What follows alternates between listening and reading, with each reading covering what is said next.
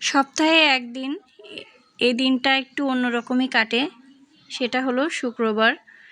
শুক্রবারে তো সকালবেলা আলু ভর্তা আর ডিম ভাজি করেছি।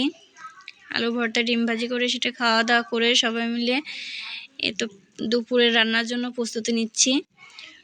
আর আপনাদের ভাইয়া সাকিন আর হৃদয় এরা নামাজে যাবে, এজন্য প্রস্তুতি নিচ্ছে।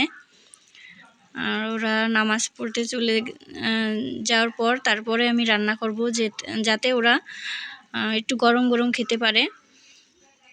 এই তো হৃদয় আর সাকিন ওরা চলে যাচ্ছে নামাজ পড়তে। আর আমি এখন যে রান্না বাড়া শুরু করে দেব।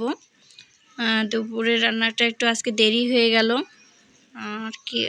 তো আমি এখানে গরুর গোশ ভিজিয়ে রাখছিলাম আর ডাল ভিজিয়ে রাখছিলাম।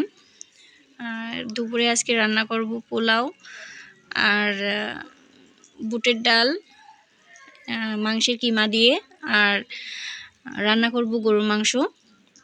এখানে চাল মেপে ধুয়ে নিচ্ছি, নিয়ে মাংসটাও ধুয়ে নিলাম আর ডালটাও ধুয়ে নিলাম।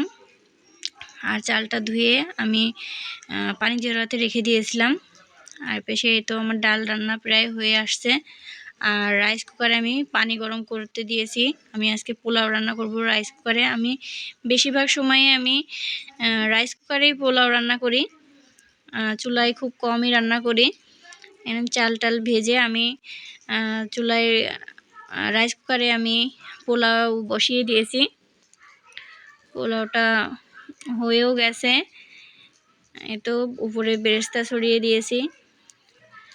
বেরেস্তা দিয়ে আমি ঢাকা দিয়ে রেখে দিয়েছি। আর এখানে আমি জিরা ভেজে নিচ্ছি।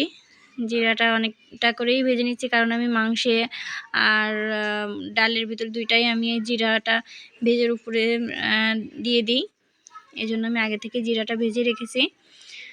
আর তো সবাই নামাজ পড়ে চলে এসছে, আর এখন খাওয়া দাওয়া করে নেব সবাই। তো শুক্রবারটা আসলে একটু অন্যরকমই কাটে আমাদের। প্রতিটা শুক্রবারেই প্রায় এটাই আয়োজন করা হয়। খুব মনে হয় যে একটা অন্যরকম একটা ঈদের আনন্দের মতো। প্রত্যেকটা শুক্রবারই আমরা এইভাবে আসলে সবাই মিলে একসঙ্গে খাওয়া দাওয়া করি, মজা করি, ভালো লাগে। অন্যদিন অফিসে যাই, এই জন্য তো সময় পাই না। এই জন্য শুক্রবারে আমরা একসঙ্গে ভালো ভালো মন্দ কিছু রান্না করে সবাই মিলে একসঙ্গে বসে খাওয়া দাওয়া করি। আর আজকে তো হৃদয় আসছে, এই জন্য একটু বেশি আনন্দ আর কি। তো সবাই ভালো থাকবে।